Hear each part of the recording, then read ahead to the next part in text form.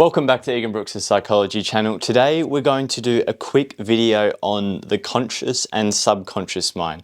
The aim of this video is to help you realize how largely we are controlled by things we cannot access with our own mind. This video isn't meant to scare you, but to give you hopefully an insight into the fact that there is so much more to us than we can observe, and hopefully excite you to look into things like your belief system to start taking positive action towards growth in your own life.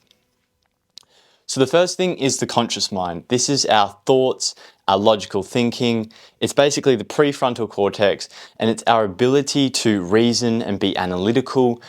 And it's your ability to actually think right now as I'm talking and to start to actually play with that. And that is only about 5 to 10% of the daily cognitive energy that is used in your brain. It's pretty crazy to think that more than 90% of everything that happens in your mind is not done consciously. Because I know for me, a big thinker, how much of my day feels like it's spent in my mind. And to think that almost 90% is done without me thinking is crazy.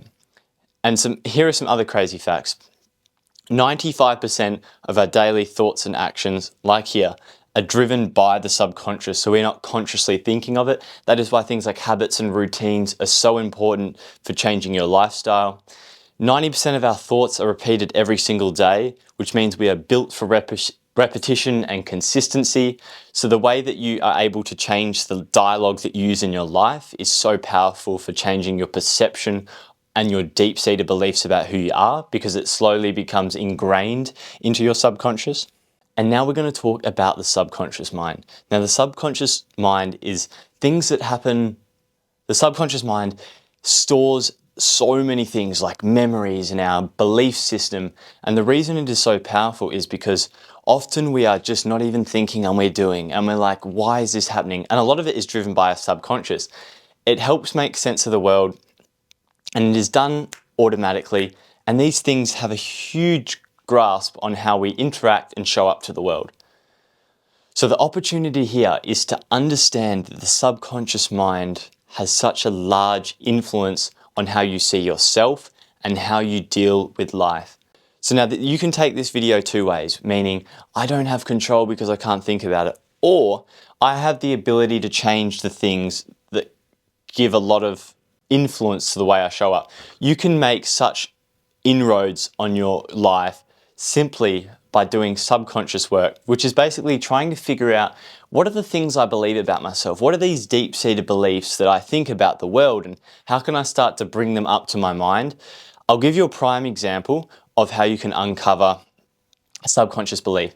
So when you get triggered, that is an example of something coming up from the subconscious. So let's say you didn't put the dishes away and one of your parents started yelling at you for not putting it away, and you get triggered, you feel anxious, you feel stressed, oh my God, my mum doesn't love me, and these feelings and thoughts start to come up and we get quite reactive and emotional. A lot of this can be driven from the subconscious mind, our beliefs about what we need to do in order to feel loved, safe and protected and valued.